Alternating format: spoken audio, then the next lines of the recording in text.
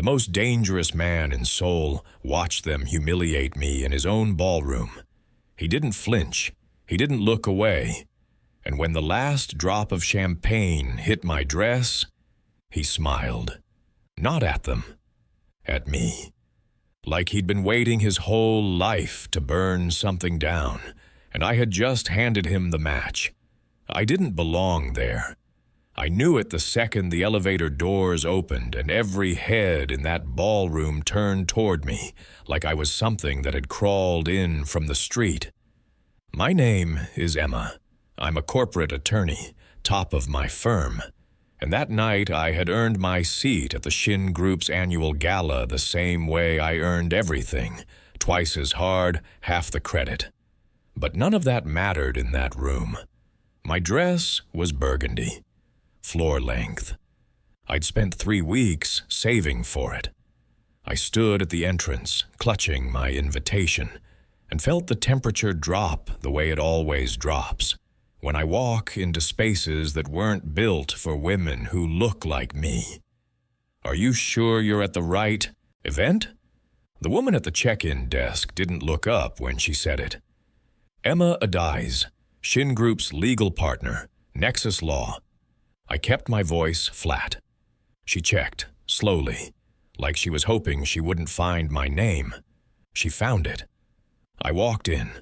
The room was all glass and gold, chandeliers dripping light, men in black suits holding crystal glasses like weapons, women draped in silk and judgment, Seoul's elite, the untouchable kind. And then I felt it, a shoulder, deliberate, hard enough to spin me sideways. The champagne left someone's glass before I even registered the impact. Cold, expensive, all over the front of my burgundy dress. The laughter started immediately, and standing 15 feet away, perfectly still, watching everything with dark, unreadable eyes, Jae-won Shin, the man who owned the building, the Gala, probably half the city. He looked directly at me, and he did not look away. Before we go further, drop a comment. Have you ever walked into a room and felt invisible on purpose? Because Emma's night is just getting started. Nobody moved. That's the thing about humiliation in rooms like that. Everyone watches, nobody intervenes.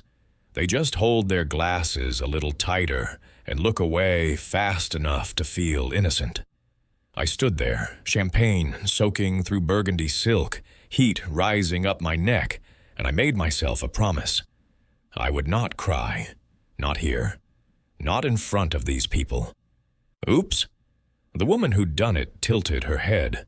Blonde, diamonds at her throat, a smile that had been practiced in mirrors. I didn't see you standing there. The laughter rippled again. Quiet. Cruel. And then the room went silent. Not gradually. Instantly. Like someone had cut the sound with a knife. Jae-won Shin was walking toward me, not toward the crowd, not toward the woman with the empty glass, toward me. He moved the way dangerous men move, unhurried, because nothing in the room had the power to rush him. Every person he passed stepped back, not out of courtesy, out of instinct. He stopped in front of me. This close, I could see everything the distance had hidden. The sharp angle of his jaw, the tattoo that crept above his collar, the way his eyes were completely, unnervingly calm. He reached into his jacket pocket and produced a folded white handkerchief. He held it out to me. I didn't take it. I don't need your pity, I said quietly. Something shifted in his expression. Not offense, something closer to interest. That's not what this is, he said. He turned to the room then, just a slow half-turn, and he looked at the woman with the champagne glass, the way you look at something you've already decided to remove from your life. Get out of my gala, he said. All of you who laughed. Now. The silence that followed was the loudest thing I'd ever heard. They left. Not all at once. That would have required dignity. They shuffled, avoided his eyes, collected clutches and excuses, and disappeared through the gold doors like smoke. And I stood there, still dripping, furious in a way that had nowhere to go. "You didn't have to do that," I said. "I know. I was handling it. I know that too." He was still holding the handkerchief, still patient, like he had all night and nothing else on his schedule. "So why?" He looked at me for a moment, that same unreadable look from across the room. And then he said, "Because it happened in my house." That was it. No grand declaration, no hero speech, just a clean, flat statement of responsibility, like throwing people out of his own gala was simply the correct accounting. I took the handkerchief. I didn't thank him. He didn't wait for it. A man in a dark suit appeared at his elbow and murmured something low. Jae-won nodded once, then looked back at me. "There's a private room on the 3rd floor. Someone will bring you something to change into. I'm not going anywhere with your people. Then stay here." He glanced at the stain spreading across my dress. In that. I hated that he was right. I hated more that he knew it. I followed the man in the dark suit to the elevator, jaw tight, spine straight, telling myself this meant nothing. He was a powerful man who'd made a public gesture at his own event. That was all. It was optics. It was control. It had nothing to do with me. I almost believed it. Until I got to the 3rd floor and found a dress laid out. Burgundy, my exact size, like someone had known I was coming. The dress fit perfectly. Not approximately, not close enough, perfectly. Like it had been made for my body specifically. I stood in front of the mirror in that private room and felt the first real crack in my composure. He'd known I was coming. I walked back downstairs ready to leave entirely. I wanted my coat, my phone, the exit, and never to think about Jae-won Shin again. He was waiting at the bottom of the stairs. "I need 20 minutes, he said. "Excuse me?" "A legal question. Urgent." He held up a single document. "You're the best contract attorney in the city. I've read your work." I stared at him. "You read my work. For 6 months." The honest absurdity of that stopped me completely. This man, the most feared name in Seoul's underworld, the man who just cleared a ballroom with a look, had been reading my case files for 6 months. Why? "Because I'm being set up," he said. Simply, directly. Like he'd decided the truth was more efficient than anything else.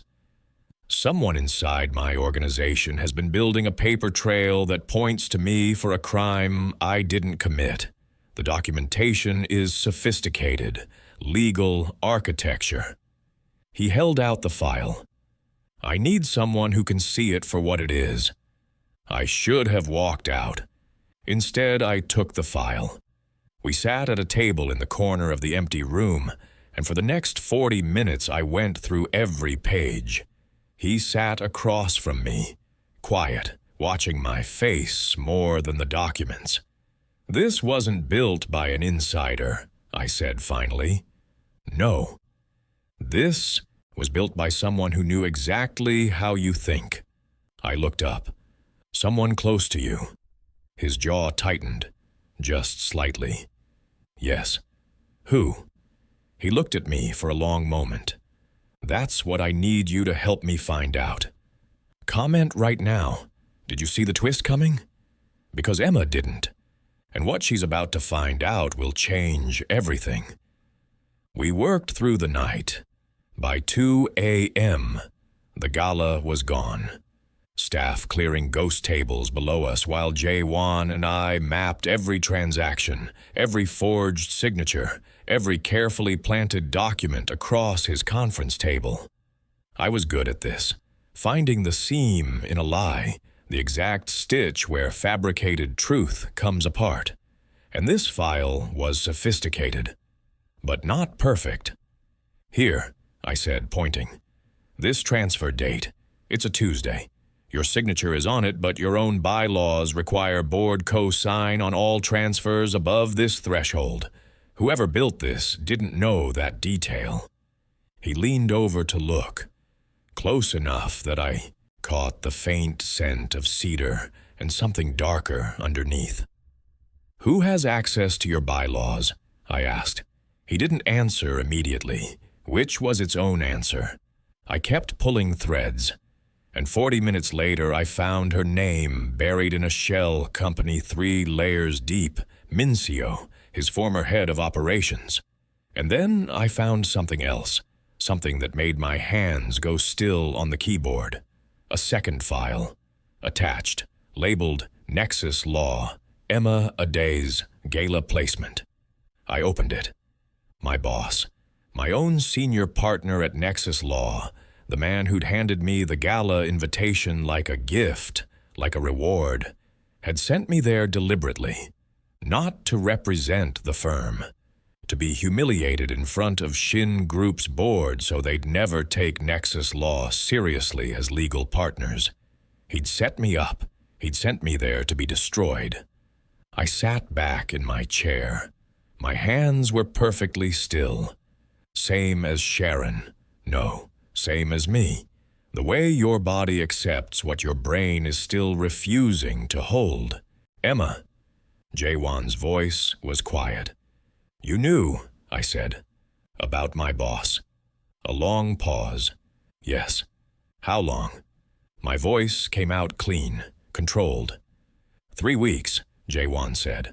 "I intercepted the communication between your boss and Mincio. They were connected. He fed her information about Nexus Law's clients, including my pending contracts, and she used it to build the case against me." He paused. "And in exchange, he wanted you removed. You were the only attorney in that firm good enough to eventually expose what he'd been doing." I looked at him. "So, I was bait. You were a target. There's a difference. And you just watched. Let me walk in there. I had people in that room the moment you arrived." Something moved behind his eyes. "Nothing was going to happen to you that I didn't intend to stop." I laughed, short, broken. "That is not as comforting as you think it is. I know." The honesty of it disarmed me more than any apology would have. We sat in silence for a while, the kind that asks questions without words. "Why does it matter to you?" I asked finally. "I'm nobody to you." He was quiet long enough that I thought he wouldn't answer.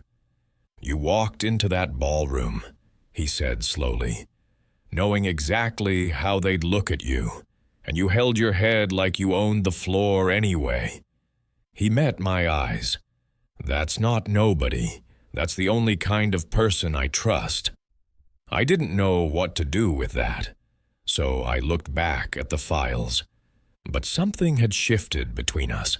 A degree. Just enough to change the angle of everything. He made tea. Silently. Set a cup beside me without asking. I drank it without thanking him. And somehow that felt more honest than anything else we could have said. 3 days later, his world tried to swallow me whole.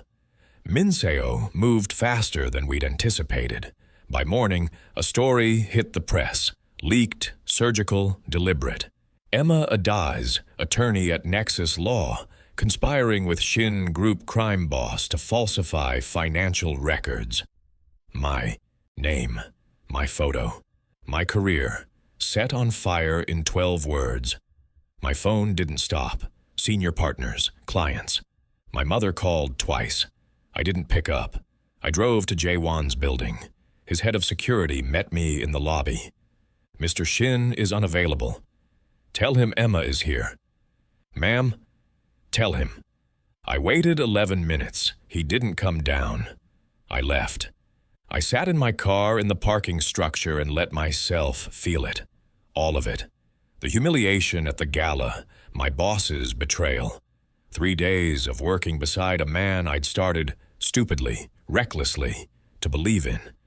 And now this. I'd done it again, trusted the wrong person in a room that was never built for me.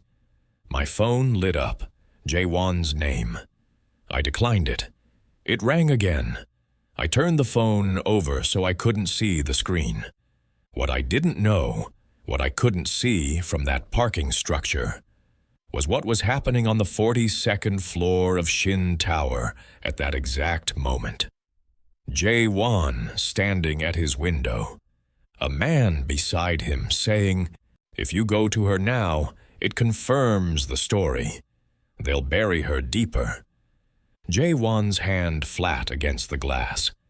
"If you stay away," the man continued, "she walks, her name clears, but you lose the only witness who can authenticate the documents." A long silence. "And if I choose her?" Jae-won said quietly. The man didn't answer. He already knew. He chose me. I didn't know that yet.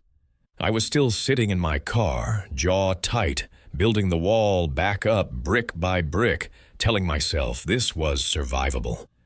I'd survived worse. Then my phone buzzed. Not a call, a file transfer. From Jae-won. I opened it. Everything. The complete evidence package. Minseo's transactions, my boss's communications, the shell company trail, the Gala setup, every thread tied and labeled and time-stamped. 42 pages, airtight. And at the bottom, a single voice note. I pressed play. "I should have told you everything from the first night. I kept information from you because I thought I was protecting the case. I was wrong. You deserved the full truth the moment you sat across that table from me. I'm sorry." A pause. "The file goes to federal authorities in 1 hour, whether you respond or not. Your name will be cleared by morning. You don't owe me anything, Emma. But I need you to know, nothing that happened between us was strategy. Not one moment of it." The recording ended. I sat with it. Really sat with it. This man had just blown open his own operation, exposed himself, his network, his carefully protected anonymity, to clear my name. He hadn't asked me to stand beside him. He just handed me the exit and wished me well. I got out of the car. I went back inside. The security guard reached for his phone. I shook my head. "Just tell him Emma came back," I said. "He'll know what it means." The elevator opened on the 42nd floor. Jae-won was standing in the hallway, jacket off, sleeves rolled, looking like a man who just burned his own empire down and was still deciding if he regretted it. He looked at me. "You came back," he said. "You chose me first," I said. "Before I tell you the ending, drop a comment. What would you have done? Gone back or walked away? Because Emma's answer changes everything. And if this story got you, subscribe. You will not want to miss what's coming next." Minseo was arrested at the airport, burgundy coat, composed. The kind of woman who'd already planned her escape 3 moves ahead. Except the financial freeze hit every account she controlled before her boarding pass printed. My boss resigned by noon. By evening, his own partners had turned over his files. People like that always built the trap wrong. They assumed loyalty was permanent. It isn't. My name was cleared in 48 hours. The story that had burned across the morning news disappeared quietly, the way lies do when the truth has documentation. Jae-won's name took longer. These things always take longer when you've spent years making powerful enemies. But the evidence was irrefutable, and I was his attorney of record, properly this time. Officially, with paperwork that didn't embarrass either of us. 6 months later, dinner, small restaurant. No staff who recognized him. No room full of people calculating what our proximity meant. Just us. A table. Food neither of us was really eating. "I have a question," he said. "Okay." He reached into his jacket, and I felt my breath catch, involuntary, ridiculous. He put a ring on the table between us. Simple. White gold. Not ostentatious, just certain. "I'm not an easy man," he said. "My world is complicated. There will be rooms that aren't built for you and people who will look at you the way they looked at you that night. I cannot promise you simple." He met my eyes. "But I will burn every room down, Emma, every single one. For the rest of my life, if that's what it takes." I looked at the ring, looked at him. "You already did," I said. I noticed. I picked it up. He smiled, slow, full, unhurried, the kind that had been worth waiting the whole story for. And that was it. No ballroom, no chandeliers, no crowd. Just a ring on a table, and two people who'd walked through fire and come out the other side, still standing, still choosing each other.